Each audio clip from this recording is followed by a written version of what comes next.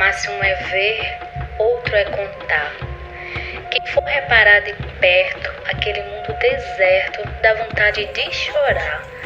Ali só fica teimar o juazeiro, copado, o resto é tudo pelado. Onde o valente vaqueiro cantava tangendo o gado. A lua derrama um banho de luz no drama do Nordeste flagelado. Eu posso dizer que cantei aquilo que observei.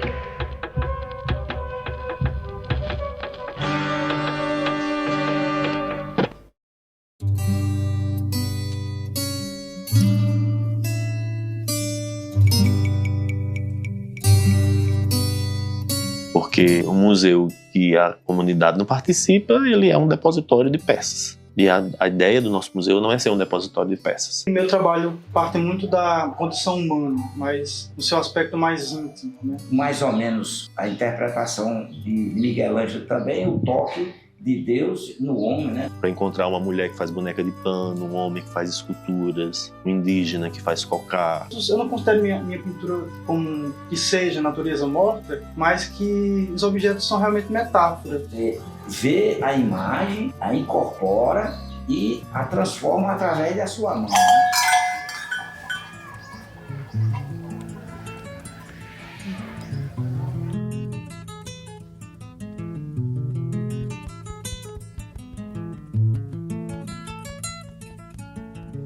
Um pensamento interessante a respeito de ser nordestino, morar no Nordeste e pintar, é que eu acho que primeiro eu me considero pintor porque toda ideia que vem de produção de algo para mim é sempre uma relação de atmosfera. Para mim, uma ideia de uma pintura, essa questão criativa que vem, né, seja pintura, escultura ou gravura, sempre vem uma imagem mental que é uma atmosfera. E essa atmosfera, para mim, sempre é amanhecer do dia ou no final da tarde, né? Me lembro de quando eu penso assim da luz do final de tarde, né, sempre talvez venha aquele pensamento bucólico, como, por exemplo, uma estrofe de um poeta de Recife que chama Miró da Muribeca. Ele diz: janela de ônibus é danado para botar a gente para pensar. Eu sempre penso nessa cena da janela de ônibus, muito nessa luz do fim da tarde, e que para mim é interessante, é importante, porque traz uma certa melancolia, né? Eu acho que, na verdade, essa melancolia traz uma ideia de reflexão. Então eu acho que essa minha cor que eu trago nas minhas pinturas, esse tom mais amarelado do nosso sol do Nordeste, é algo que eu acho interessante para que possa, de alguma forma, para alguém que vê, trazer alguma reflexão. Eu tenho uma formação, eu posso dizer assim, eu gosto de dizer independente, né? Ou seja, que a partir de mim eu vou e busco artistas, inspirações e coisas que me levam a produzir mais. Uma frase de um artista que eu gosto de Natal, Mônica Bertolotti, ela diz que todo trabalho é um autorretrato. Ou seja, não é porque eu resolvi me pintar que aquilo é um autorretrato. Tudo que eu faço, tudo que a gente faz, seja qualquer trabalho, não só de pintura, não só de artista. A gente intrinsecamente está colocando ali aquilo do lugar onde a gente nasceu, viveu, se criou. Essa cultura toda que a gente carrega está posto ali. Mas como eu disse, eu me considero pintor porque eu tenho esse pensamento atmosférico. Eu gosto muito dessa nossa cor do Nordeste, né? O sol é quente, mas eu acho que essa quentura também é de sentimento, é de emoções, né?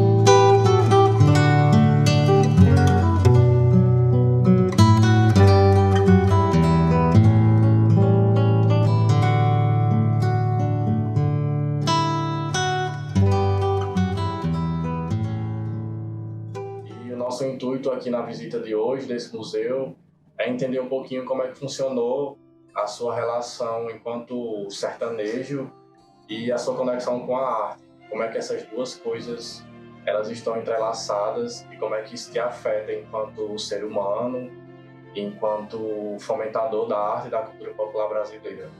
Essa coisa toda da relação minha com a arte, ela se inicia com a chamada teologia da libertação, né? Aquela ideia de valorizar os jovens e os pobres, na década de 80. Então, a Igreja Católica é uma instituição que fomenta muito a arte, então minha família é muito católica, então eu acompanhei Padre Dário Torboli, um italiano.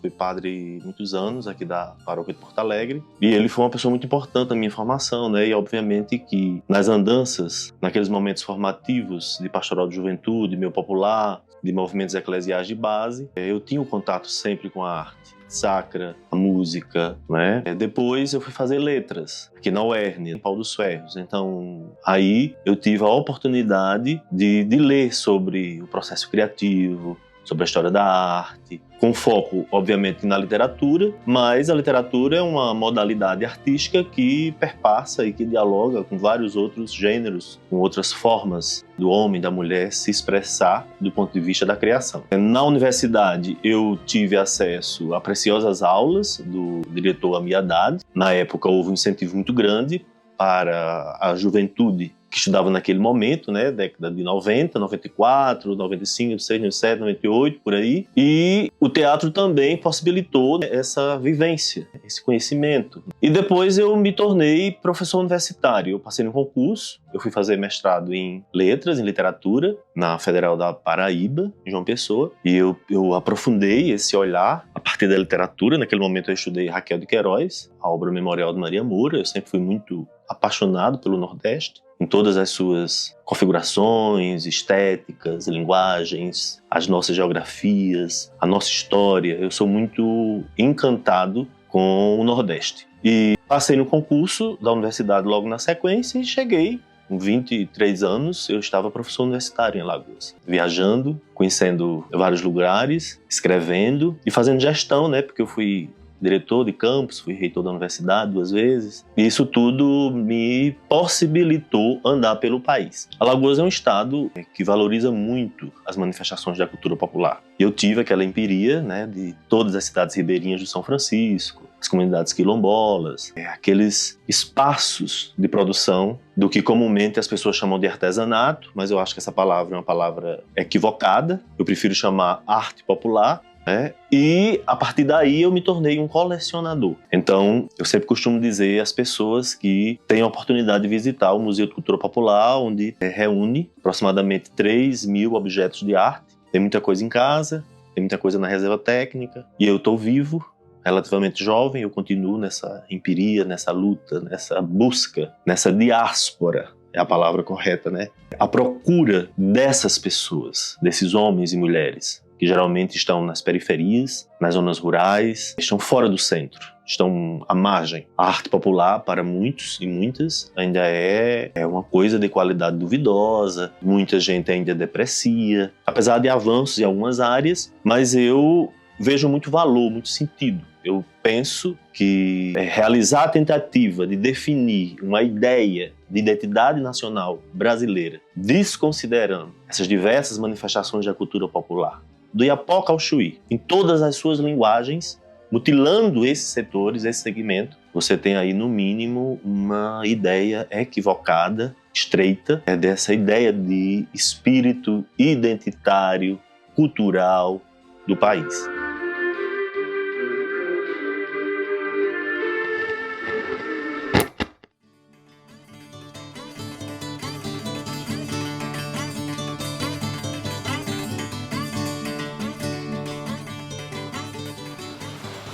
Olá, sou Etelânio Vieira Figueiredo, nascido em Uiraú, na Paraíba, em 1960, e residente em Pau dos Ferros há 38 anos.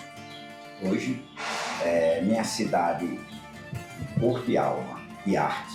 Sou dedicado às artes plásticas desde criança, iniciando com os desenhos em capas de trabalhos, desenhos de D. Pedro, Marechal Deodoro, Tiradentes, e seguindo pela vida aprendendo arte sozinho, sou autodidata. Hoje disponho de mais tempo, porque eu estou aposentado, e tenho trabalhado nesse universo maravilhoso que Deus nos deu, que é o Nordeste. Estou tentando desenvolver, no momento, um estudo com pigmentos naturais e usando a tempera, que é a nossa pintura original, feita com o ovo e com a água e os pigmentos naturais, fabricando a própria cola, a própria tela em cima de painéis de madeira, partindo também para os mais recentes, como o próprio alumínio, e desenvolvendo essa temática do sertão, que é principalmente para mim o vaqueiro, inclusive a nossa cidade, Pau dos Ferros, é denominada em circunstância disso, que é o pau ferrado, que é a nossa marca hieráldica, é o armorial do ferro, a marca do ferro do gado, que ainda persiste hoje, que tem formas fabulosas, e a criação e a sobrevivência de todo o Nordeste através do ciclo do couro e o ciclo do gado.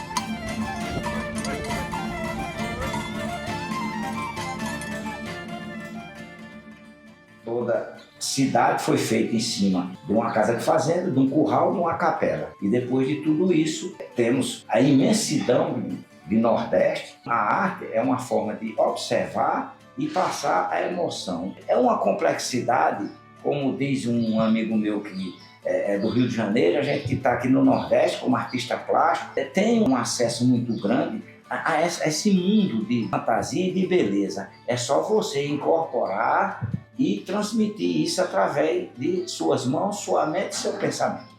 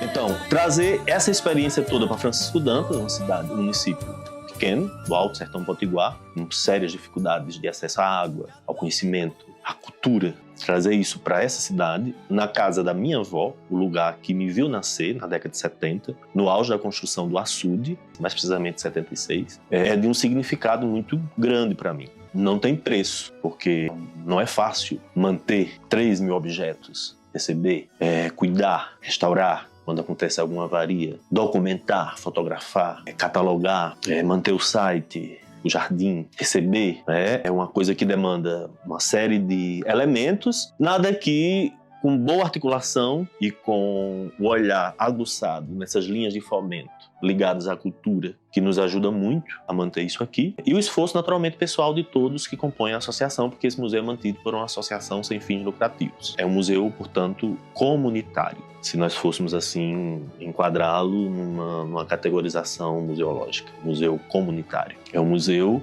ligado à sociedade civil organizada, em que eu utilizo disso como uma boa prática de empreendedorismo nesses sertões, na medida em que a gente capta recursos, desenvolve projetos, ações, gera emprego, renda, porque ninguém faz nada sozinho. Tudo que a gente faz, a gente precisa das pessoas. E obviamente que tudo que eu recebo é para a manutenção disso aqui e para retribuir a tantas pessoas que participam direto ou indiretamente para que isso se mantenha e para que ele continue garantindo nesses sertões o direito à apreciação estética.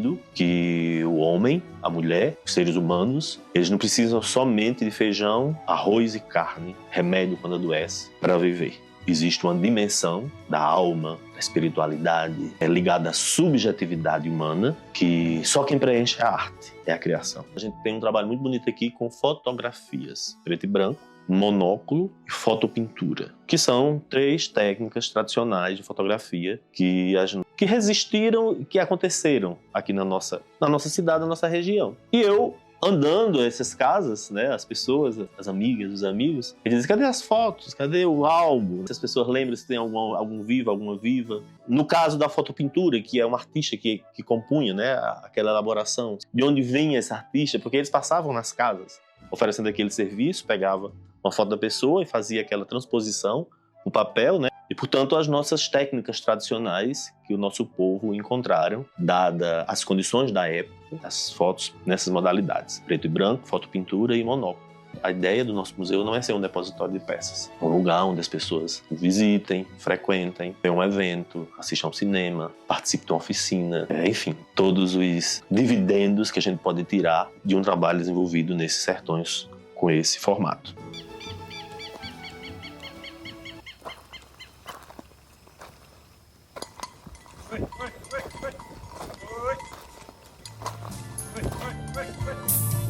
Beijo lá no